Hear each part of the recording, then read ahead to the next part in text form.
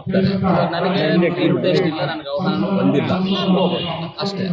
ರಾಮ ಮಂದಿರ ನಾವು ಹೋಗದೇ ಇದ್ರು ನಮ್ಮ ಪೂಜೆಗಳಲ್ಲಿ ನಮ್ಮ ಸಂಪ್ರದಾಯವಾಗಿ ಪೂಜೆಗಳನ್ನು ನಾವು ಮಾಡ್ಕೊಂಡು ಹೋಗೋದಿಲ್ಲ ಅನ್ನೋರು ಅವ್ರ ವೈಯಕ್ತಿಕ, ಅವ್ರು ಹೋಗ್ಬೋದು ಇಲ್ಲ ಹೋಗದೆ ಇರ್ಬೋದು, ಅವ್ರು ವೈಯಕ್ತಿಕವಾಗಿ ಅವರು ಹೇಳ್ಕೊಂಡಿರ್ತಾರೆ.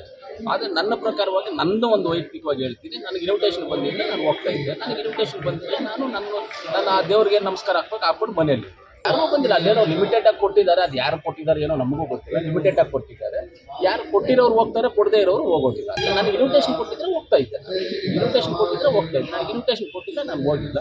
ನಾನು ರಾಮನಿಗೆ ಪೂಜೆ ಮಾಡ್ತೀನಿ. ವೈಯಕ್ತಿಕ ವಿಚಾರವಾಗಿ ಪಕ್ಷದ ನಿರ್ಧಾರ, ಆ ನಿರ್ಧಾರ ಈ ನಿರ್ಧಾರ ಅಂತ ಯಾವುದೂ ಇರೋದಿಲ್ಲ. ನನ್ನ ವೈಯಕ್ತಿಕ ನಿರ್ಧಾರ, ನನಗೇನಾದರೂ ಇನ್ವಿಟೇಷನ್ ಕೊಟ್ಟಿದ್ದೆ ನಾನು ಹೋಗ್ತಾ ಇದ್ದೆ.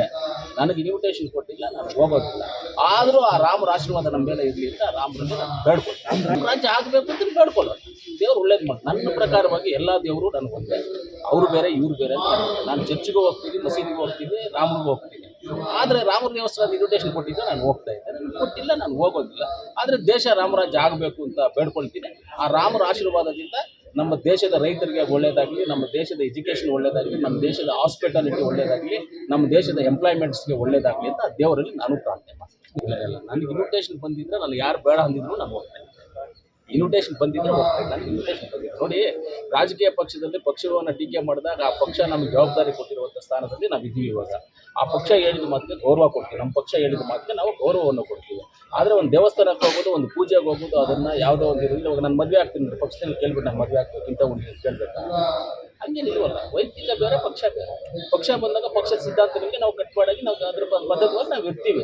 ವೈಯಕ್ತಿಕವಾಗಿ ನಾವು ಕೋಲಾರಮ್ಮ ದೇವಸ್ಥಾನಕ್ಕೆ ಹೋಗ್ತೀನಿ ಅಂದರೆ ಬೇಡ ಅಂದರೆ ಹೋಗದೆ ಇರೋಕ್ಕಾಗುತ್ತೆ. ನಾನು ಕೋಲಾರಮ್ಮ ದೇವಸ್ಥಾನಕ್ಕೆ ಹೋಗೇ ಹೋಗ್ತೀನಿ, ನಾನು ನಮಸ್ಕಾರ ಆಗ್ತೀನಿ. ನಮ್ಮ ಕೋಲಾರಲ್ಲಿ ದರ್ಗಾಗೆ ಹೋಗ್ಬೇಡ ಅಂದರೆ ನಾನು ಕೇಳ್ತೀನಿ, ಹೋಗ್ತೀನಿ, ದರ್ಗಾಗೆ ಹೋಗ್ತೀನಿ.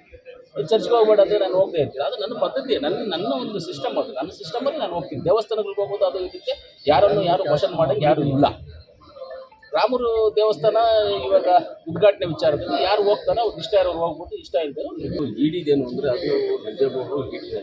ಅದು ಏನಂದರೆ ವಾಸ್ತವಾಂಶ ನಮಗೇನು ಗೊತ್ತಿರುತ್ತೆ, ನಮಗೇನು ಮಾತಾಡಬಾರ್ದು ಅಷ್ಟೇ. ಇದಕ್ಕೆ ವಿಚಾರ ಅವರು ನಮ್ಗೆ ಅದ್ರ ಬಗ್ಗೆ ಗೊತ್ತಿಲ್ಲ, ಮಾಹಿತಿ ಇಲ್ಲ. ನನಗೆ ಮಾಹಿತಿ ಇಲ್ಲದಿರೋ ಬಗ್ಗೆ ನಾವು ಮಾತಾಡಬಾರ್ದು, ತಪ್ಪಾಗುತ್ತೆ. ಎಲ್ಲ ನಾವು ಹೇಳಕ್ಕೆ ಬರೋದಿಲ್ಲ. ಏನೋ ಇರ್ಬೋದು, ಅದು ಗೊತ್ತಿಲ್ಲದೆ ವಿಚಾರ ನಾವು ಮಾತಾಡಬಾರ್ದು ಅಷ್ಟೇ.